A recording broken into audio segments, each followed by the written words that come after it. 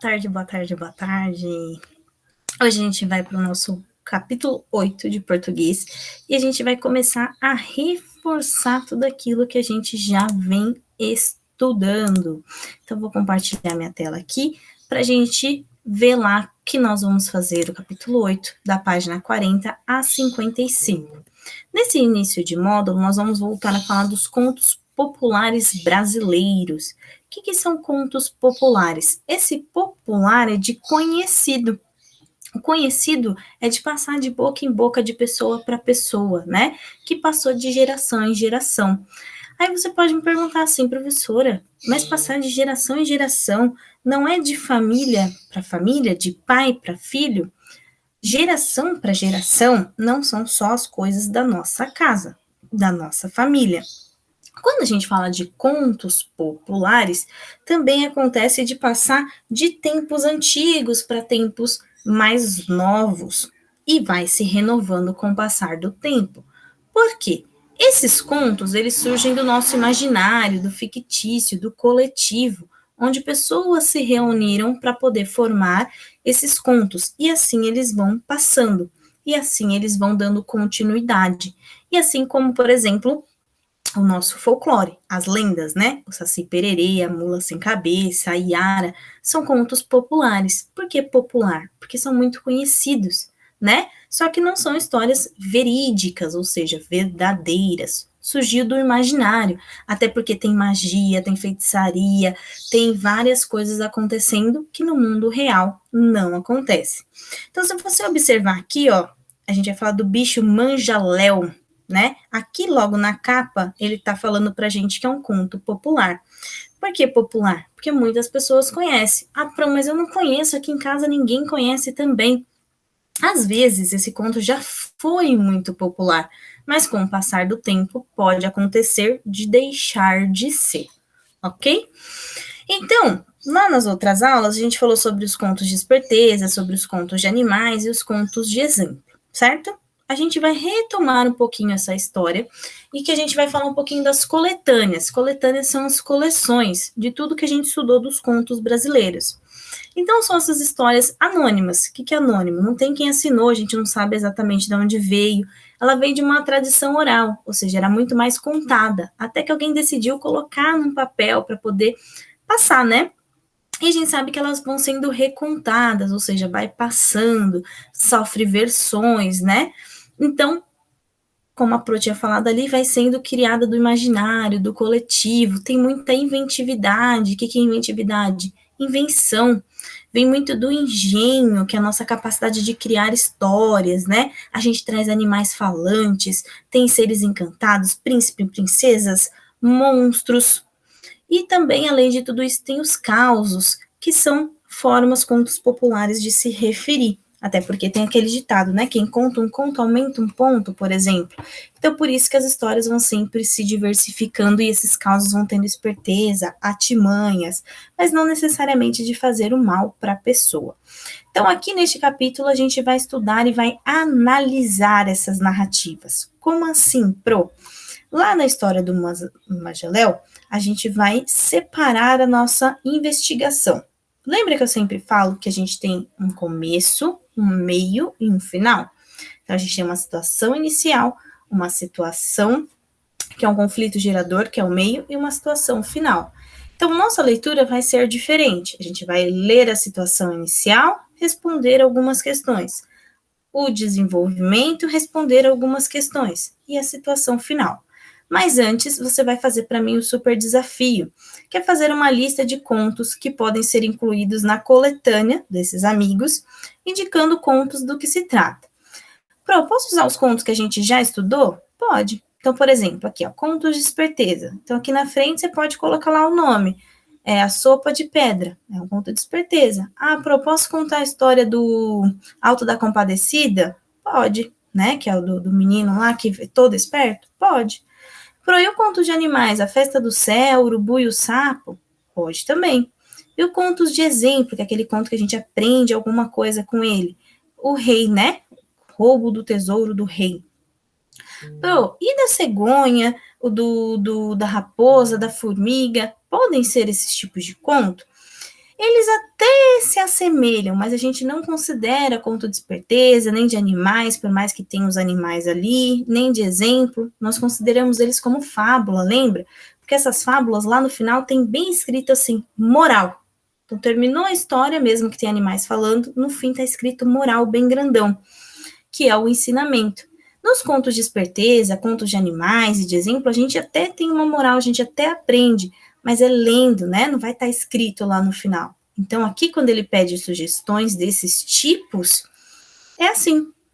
Não vai estar lá a moral explícita, que a gente chama, bem na nossa cara, né? Mas a gente vai achar, ok? Então, você preenche lá com os títulos que a gente já estudou. E aí, lá no número 2, ele quer saber desses tipos aqui, ó, de esperteza, de animais ou de exemplo. Qual você mais gosta? E por quê? Ah, eu gosto mais dos contos de exemplo porque pam, pam, pam, pam, pam, pam. Eu gosto mais dos contos de animais porque pam, pam, pam, pam, pam, pam. Ou de esperteza, pam, pam, pam. Ah, eu gosto de todos porque só me explica o porquê, certo? Aí, como eu falei, a gente vai agora começar a falar dos contos de encantamento. Então, a gente deixa o de animais, os de esperteza e de exemplo lá, e vamos falar do de encantamento. Esses contos vai falar pra gente mais sobre a tradição popular. Vai ter feitiço, vai ter rei, rainha, vai ter príncipe, vai ter princesa, vai ter monstro, vai ter personagens, vai ter magia, vai ter várias coisas que na vida real a gente não utiliza. Mas também a gente vai ter as versões parecidas. Então, por exemplo, quando a gente conta a história dos portugueses que chegaram até aqui, ou de outros povos que trouxeram suas culturas para a gente e que permanecem aqui até hoje, a gente dá uma inventadinha aqui, uma inventadinha ali, põe um encantamento ali no meio. Por quê? A gente não viveu naquela época, né? A gente tem algumas informações, algumas coisas para poder complementar, né? Mas a gente não sabe exatamente como é que é. Ah, então quando eu conto algumas histórias falando dos portugueses chegando no Brasil, podem falar que os portugueses foram seduzidos pela Yara? Alguns até contam, né? Por exemplo, no estado de Sergipe, onde tem o folclore mais aflorado, essa inventividade pode existir, certo? E aí, então, a gente chega aqui na situação inicial. Primeiro, ele vai explicar para a gente o que é essa situação inicial. Ele fala que, em geral, os contos, no início, eles mostram para a gente tranquilo. Ele é calmo. Só que essa tranquilidade, ele vai ser rompida, ou seja, ela vai ser quebrada por algum conflito, alguma coisa que vai desencadear, que é o conflito gerador, que é o que vai precisar ser resolvido. Tá? Então, sempre a gente começa tranquilinho, ele normalmente vai apresentar o lugar, os personagens pra gente, que é a situação inicial. E aí ele vai mostrar o conflito gerador. Quando ele mostrar o conflito gerador, é onde a gente vai começar o desenvolvimento. Eu não vou fazer a leitura integral do texto. Você vai ter que ler ele aí em casa. Eu vou te ajudar dando um resuminho para explicar as questões, ok? Então, por exemplo, aqui do bicho manjaléu, se você perceber, tem um velho e 3 filhas. E resumindo, esse aqui é um velho muito pobre que tinha 3 filhas. E ele trabalhava fazendo gamelas. Gamelas são tigelas retangulares feitas de madeira. E ele era muito pobre. E aí então surge um rei, um cavaleiro no caminho dele, muito rico, que quer pagar para casar com uma das filhas. Ele não quer aceitar. Ele não quer aceitar isso, porque, né, não se vende a filha. Mas ele é ameaçado de morte. E aí, então, ele vende uma das filhas, recebe uma quantia. E aí surge, depois de um tempo, um segundo cavaleiro ainda mais bonito e mais rico, que quer a filha do meio dele. E ele fala que não vai vender. E o cavaleiro também o ameaça, que se ele não vender a filha, ele mata. E ele vende, e aí acontece exatamente com a terceira filha a mesma coisa. Aparece um terceiro cavaleiro, ainda mais rico e ainda mais bonito, que dá uma grande quantia de dinheiro para esse velho. E então, essa família que era pobre ficou rica. Ah, mas eles não são mais uma família. Vendeu as 3 irmãs, continua sendo o pai e a mulher. Mas aí, com o passar do tempo, a mulher se descobriu grávida. E ela teve esse filho, a mulher do velho, que era um menino. Esse menino cresceu, foi para a escola e uma briga na escola, o amiguinho contou para ele que o pai dele só era rico porque vendeu as irmãs.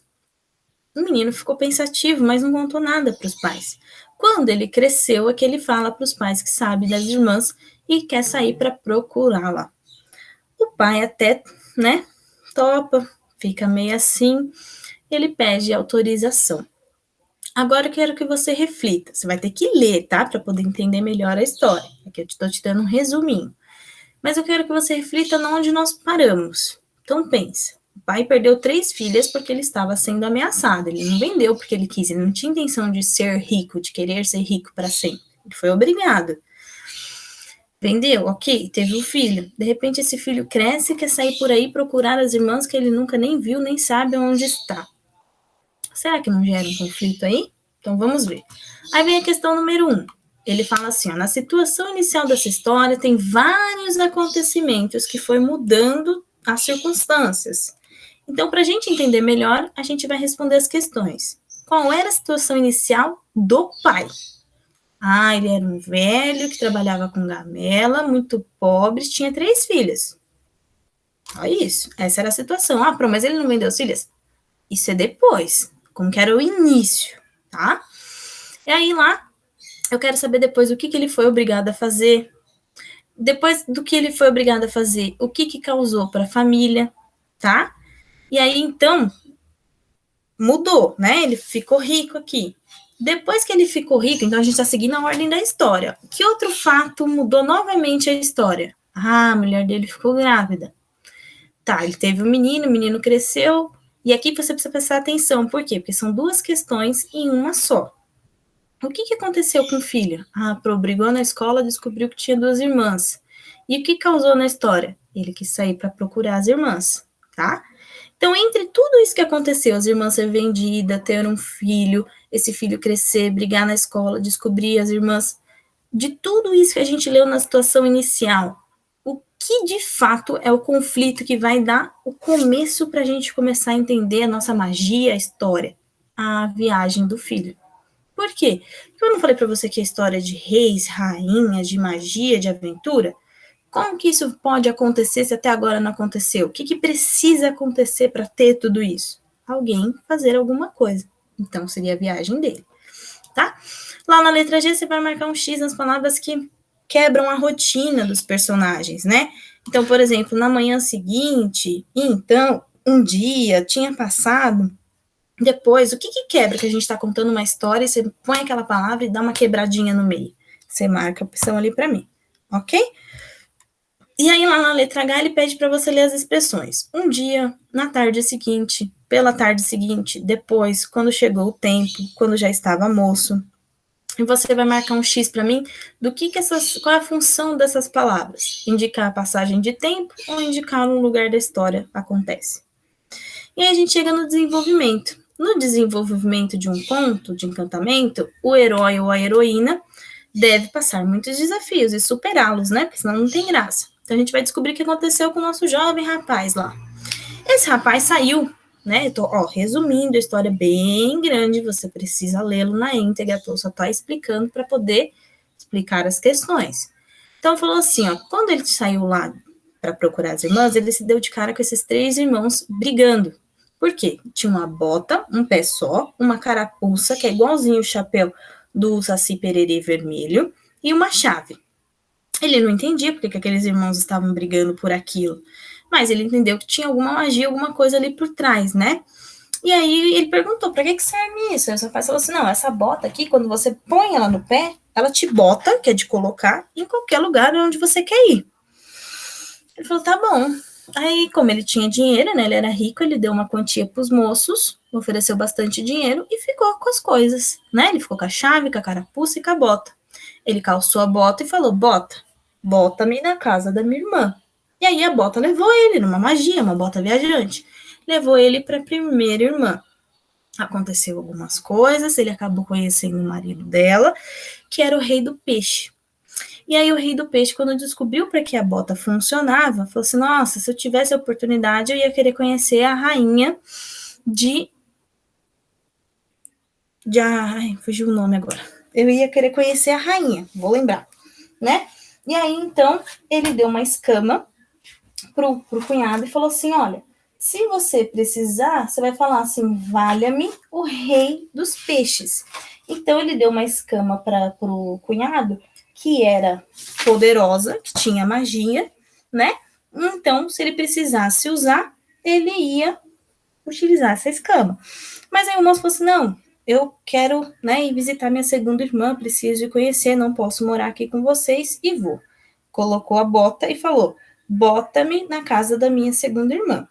Quando ele abriu os olhos, ele estava num palácio ainda mais rico e ainda maior, melhor, lembra, né? Que a irmã era mais rica ainda.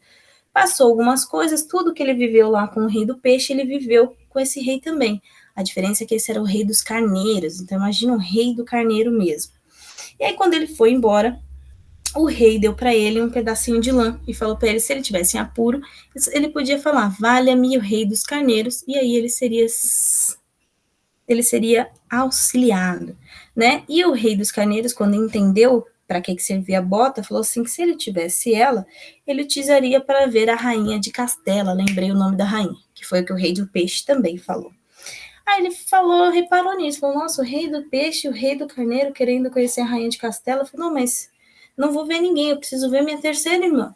Colocou a bota e se mandou. Foi lá conhecer a terceira irmã. Chegando lá, foi um palácio ainda melhor, né? E aí, conversou com a princesa, falou de tudo o que aconteceu e tudo mais, e a princesa recebeu ele, o príncipe também, e aí era o príncipe dos pombos, né? E o príncipe dos pombos passou a mesma história que aconteceu com o rei dos peixes, com o rei dos carneiros, deu para ele uma pena e falou que se ele passasse por apuro, era para ele dizer: valha-me o rei dos pombos. E quando esse rei dos pombos entendeu para que também funcionava lá a bota, também pediu, falou, considerou, na verdade, que ele queria conhecer a rainha de Castela. Aí o jovem ficou intrigado, né? Falou: nossa, eu conheci o rei dos peixes, queria conhecer a rainha de Castela. Conheci o rei carneiro, queria conhecer a rainha de Castela. Conheci o rei dos pombos, queria conhecer a rainha de Castela. Aí ele guardou os presentes dele: a escama do rei dos peixes, a lã do rei dos carneiros e a pena do rei dos pombos. E decidiu que ele conhecer essa rainha de Castela, afinal de contas estava todo mundo super curioso, todo mundo falando disso. Quando ele chegou na cidade, ele ficou sabendo depois que essa rainha era muito bonita e que ela estava prometida para se casar com alguém. Só que ela falou que só casaria com aquele moço que passasse pela rua e não olhasse para a janela dela, né? Porque todos a admiravam. Então ela casaria com um homem que passasse de cabeça abaixo. E o nosso herói estava, né, meio perdido pela cidade, meio correndo, meio lá pro que, passou dessa forma. E ela se casou com ele. Então eles tiveram o casamento, né? E aí ela ficou intrigada, por que ele tinha aquela chave, por que ele tinha aquele gorro, por que ele tinha aquela bota. E ela explicou, ele explicou para a mulher, né? Falou: olha, eu tenho isso, funciona assim, assim, assada. E ela ficou muito interessada na chave, porque no castelo do pai dela tinha uma porta que abrigava um bicho que não conseguia ninguém abrir, ninguém entrava lá. Já tentaram matar eles várias vezes e não conseguia. Um dia o marido e o pai saíram para caçar. Ela pegou aquela chave e foi lá e abriu a porta. Quando ela abriu a porta, ela deu de cara com quem? Com o grande bicho lá. E aí ele respondeu: é a ti mesmo que eu queria. E aí então, quando os caçadores voltaram, eles perderam falta da princesa, foram lá no quarto do Manjaléu, viram que estava tudo aberto e vazio e entenderam que ele tinha levado. O príncipe então botou a bota e colocou: bota, me leva-me até a minha mulher. E a bota levou. Aí a princesa ficou muito feliz, falou: não, me leva, me tira daqui. Ele falou: não, você vai ficar aqui com esse monstro agora e vai descobrir com ele como é que se mata ele. Porque afinal de contas a gente mata, ele morre. Não morre, ele revive. Mata, ele não morre, ele revive. Você vai descobrir esse segredo.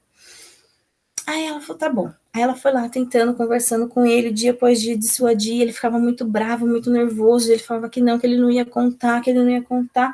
Até que um dia, depois de dias dela insistindo, ele estava molando lá uma falange, molando uma faca para deixar bem afiado. E falou assim: olha, eu vou te contar, mas vai ser o seguinte: se eu sentir toda vez que a minha vida tá ameaçada, eu sinto. E se eu sentir, eu vou matar você. Você topa? Combinado? Ela falou: topo. Aí ele falou para ela: aonde estava. Ele falou assim: ó, minha vida está no mar. Dentro dele há um caixão. Dentro do caixão, uma pedra. Dentro da pedra, uma pomba. Dentro da pomba, um ovo. Dentro do ovo, uma vela. Assim que a vela se apagar, eu morro. E aí, então, ele saiu para procurar as frutas. O príncipe chegou, a princesa contou tudo para ele. E aí, ele foi embora, deixando a princesa lá. E o Mazalel voltou, deitou no colo da princesa e dormiu. Aí, então, aqui encerra o nosso desenvolvimento. Ó. Então, olha tudo o que aconteceu. E aí a gente precisa de lembrar de algumas coisas, né? Ele tinha lá os artefatos mágicos que até agora não tinham sido usados. Será que a gente vai usar na situação final? Mas antes disso, a gente vai responder algumas questões lá. Para a gente poder compreender melhor o desenvolvimento da narrativa, a gente tem que lembrar primeiro os principais acontecimentos. Então, o que você vai fazer para mim? Colocar de 1 ao 8 na ordem, né? O que aconteceu primeiro, o que aconteceu segundo, até o oitavo. Depois você vai ligar cada objeto mágico comprado pelo rapaz para a função que fazia. O que a bota faz, o que a arapuça faz, o que a chave faz. Na número 3, você vai falar lá o que cada rei visitado deu para ele. Então, o rei dos pombos deu o quê? O rei dos peixes deu o quê? Tá? Então, você põe o número aqui. Na número 4, ele fala assim: do rei dos peixes, do rei do pombo, do rei do carneiro, se eles tivessem a bota, o que eles fariam em comum? Tá lá no texto. Todos falam no final para ele, quando descobre o que a bota funciona, para onde eles queriam ir, tá? Na número 5, ele fala assim, que o rapaz decidiu fazer após visitar a terceira irmã. Então, lembra, ele visitou a terceira irmã, ficou intrigado lá com uma coisa, e ele fez. Por que ele fez isso? Será que ele ficou curioso, né? Lá no número 6, ele pergunta, por que provavelmente a princesa só queria se casar com quem não olhasse para cima para vê-la na torre? Né? Então, são duas opções aqui. Por que será que ela decidiu isso? Aqui pede para você reler o trecho e observar principalmente a parte destacada, ó, que fala que a princesa prestou muita atenção no prestígio da chave. Então, lembra? Ela ficou querendo saber das coisas querendo saber das coisas mágicas, né, do rei e tudo mais, do marido dela, mas ela só queria saber mesmo era da chave. Por que ela teria prestado tanta atenção nisso? E lá no número 8, quer saber se essa atitude da princesa deu algum exemplo para a gente, poder ensinar alguma lição e qual seria essa lição, ok? E aí, então, a gente chega lá na situação final. Lá na situação final, ele fala para a gente ó, que no desenvolvimento do conto de encantamento, o herói ou a heroína deve superar alguns desafios, sendo mais difíceis superados no final, que é agora, com a ajuda de elementos mágicos. Então, olha lá, a gente tinha né, os 3 elementos mágicos que o rei deu, além dos 3 elementos mágicos que ele comprou. Então, vamos conhecer o final da história do bicho Manjaléu, né? Então, o príncipe chegou lá com a bota, botou a bota, foi para a praia, pegou a escama que tinha e disse: valha-me os peixes, rei dos peixes. De repente, uma multidão de peixes apareceu. E aí os peixes foram ajudá-lo. O príncipe perguntou por um caixão que havia no fundo dos mares. E aí eles trouxeram para ele, né? Nesse instante, todos os peixes foram e botaram o caixão para fora. O príncipe abriu com uma pedra e pegou a lãzinha e disse: valha-me o rei dos carneiros. De repente apareceram muitos carneiros e começaram a dar marradas nas pedras, né, com aquele chifre deles lá. O Manjaléu começou a sentir-se doente e dizia, então ele sentiu lá onde ele estava com a princesa, ó, minha vida, princesa, corre perigo. Então ele sentiu que estavam atacando ele. E aí ele ia cumprir a promessa dele, ele pegou a faca, a falange, né? E a moça foi dissuadindo, ou seja, ela foi engabelando, ela foi enrolando, ele falando, não tem nada disso. Os carneiros finalmente quebraram a pedra e voou uma pomba. O príncipe pegou a pena e disse, valha-me o rei dos pombos. Chegaram muitos pombos e correram atrás da pomba até que pegaram. O príncipe abriu e achou o ovo. Quando estava nisto, o Manjaléu já havia desfalecido, ou seja, ele foi ficando branco. Sabe quando a gente está passando mal, pronto para desmaiar? Ele pegou a falange e ia dar um golpe na princesa, mas foi quando o príncipe quebrou o ovo e apagou a vela. E aí o bicho caiu e nem teve tempo de ferir a moça. Então o príncipe foi encontrá-la e levou-a para o palácio, onde houve uma festa. Então, olha, começou a história lá super, né, tranquila, vendeu, ele conheceu e por fim ele conseguiu descobrir o segredo do monstro e matá-lo, que há muito tempo ninguém conseguia. Então teve encantamento, ó, tudo que ele precisou usar dos 3 reis ele usou, ele conseguiu matar o bicho e teve um final feliz, ok? Aí você vai responder lá para mim, na número 1. Qual é a relação entre os presentes dados pelos reis e o bicho manjaléu? Não há relação, ou seja, não tem nada a ver, não serviu para nada. Ou são eles que ajudam o rapaz a matar o bicho? Número 2, sem os elementos mágicos, ou seja, sem a escama do peixe, sem a lã, sem a pena do pombo, o príncipe ia conseguir matar o bicho? Não, e me explico por quê. 3. A princesa exerce um papel fundamental, ou seja, sem a princesa não ia dar certo essa história. A princesa, a mulher do nosso herói. Qual é o papel dela? Ela tinha que libertar o bicho, ela tinha que descobrir o segredo dele. 4. De qual parte da história você mais gostaram? Então, aqui cada um vai colocar a sua. Eu gostei mais da situação inicial, que acontece isso, isso, isso. Eu gostei mais do desenvolvimento, que tem isso, isso, isso, isso. Eu gostei mais da situação final, que tem isso, isso, isso. Tá? E na número 5, pergunta. Vocês mudariam alguma coisa da história? Eu mudaria o final, porque eu mudaria o jeito de matar o bicho, porque ok? E é isso. Então, mas lembra, para você poder responder as questões, você precisa ler, porque aqui eu só fui fazendo uma explicação rápida para você entender mais ou menos da onde eu estava tirando aquelas questões e entender o porquê que eu estava explicando, tá ok? Então, faça a leitura com calma e responda. Tem o formulário das questões aqui para você responder e me enviar, certo? Semana que vem eu vou retomar, sim, alguns conteúdos sobre isso, porque não deu tempo de terminar tudo na aula online. Vou terminar alguns conceitos com vocês, nós vamos reforçar, ok? Mas, dúvidas, estou sempre à disposição. Faça com atenção, não deixe de ler e interpretar, presta atenção nos envios das atividades. Então, um beijo e até a próxima aula.